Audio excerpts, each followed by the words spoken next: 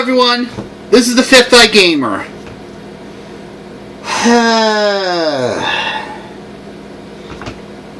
And now the internet has given me a new issue to get off my chest.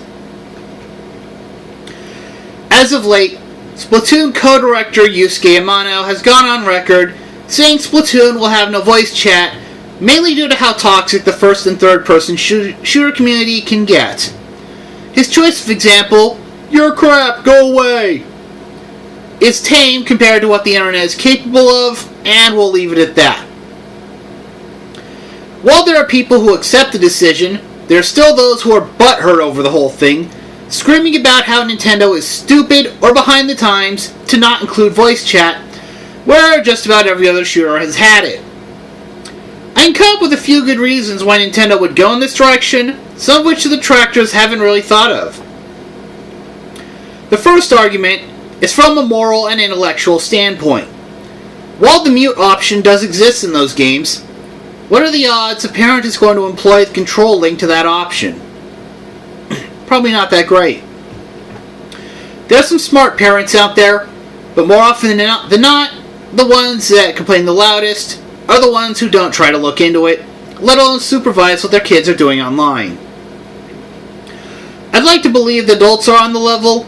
There's a part of me that just knows better, and Nintendo would rather cut the problem off than have to deal with litigation-happy parents. It takes real strength to admit one's own faults in lieu of placing the blame on another. Strength which every person is capable of, but not which every person acknowledges. The second argument is from a technical standpoint.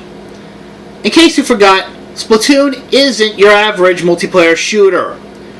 Not only does the game have to keep track of where the characters are, it also has to keep track of where the ink is spread in real time, which is more resource intensive than monitoring who killed who, how many times, or who has the longest kill streak. Judd is a total miracle worker to pick out a winner from all that ink down to the last blot. Now multiply that by 8, on top of a 60 frame per second graphical fidelity if memory serves, and you see where all that processing power and bandwidth goes.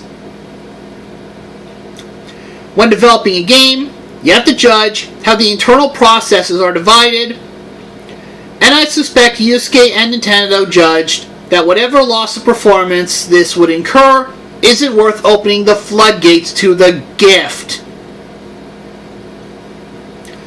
But if I may deviate, there's also the fiasco with the Nintendo Creators Program. I've heard that people are getting burned out by Nintendo litigating the hell out of them over disclosing Nintendo content, with Angry Joe and Rabid Luigi being two particularly notable hits. For those of you in the dark, the Nintendo Creators Program is a program where YouTube content creators can get a cut of Nintendo's advertising revenue, but there are some strict rules and a list of games which are considered valid.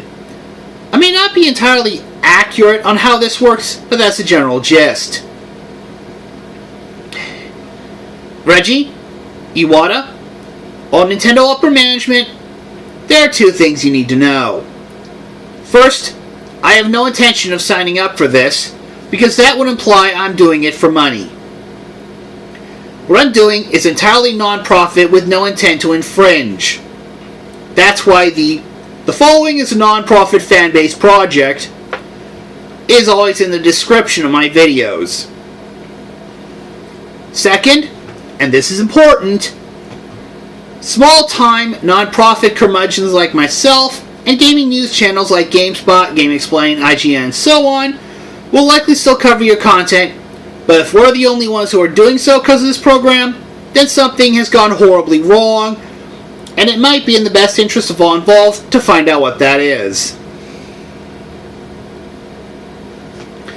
You know, I was hoping to save this announcement for a while longer, but since we're on the subject now, I might as well. I've decided to take the plunge. I'm going to start 2 projects regarding Splatoon in the near future. One project is a Fifth Eye Unplugged. It has to be because this is a completely new IP with absolutely no precedent on which to observe. the same rules apply. No outside guidance and no spoilers, and any and all inflammatory comments will be silenced without warning. That said, expect a delay to test the litigation waters. The second project, which I will use to test the waters, is known as Fifth Eye Blindsided. I've done multiplayer with Monster Hunter 3 Ultimate, which is purely co-op, and I like to think that I'm competent at fulfilling my role in the group. When playing competitive multiplayer, on the other hand, I'm greener than a chikorita, which should tell you everything you need to know. What that amounts to is that I will likely get shot up for your amusement, and I regret nothing about saying that. For this, I'll record the first match in a given day. Then once a week, I'll review the ones I've watched and put up the one that tickled my fancy the most. It's up to you to decide whether any of these are funny or not. The first ever match will get a special episode and will be excluded from the screening process for that reason. Note that losses will not be excluded from the screening, and in fact may be common in the early weeks as I evolve a soldier's sense. I will put up the first episode of Fifth Eye Unplugged Octo Valley once the waters have been tested to satisfaction, however long that will take. The first episode of Fifth Eye Blindsided will be recorded as soon as the game arrives at my house and uploaded and posted immediately afterwards. Subsequent Blindside episodes will be posted weekly after the screenings and will be an ongoing project even after Fifth Eye Unplugged concludes, litigation notwithstanding. And regardless of the project, I will not swear and will instead try to come up with words to use as replacements. If a review video for Fifth Eye Blindsided has swearing in it, it will not be used that week. That's a month and a half away, so I'll let you all chill on this. This is the Fifth Eye Gamer, signing off. See you when we're ya.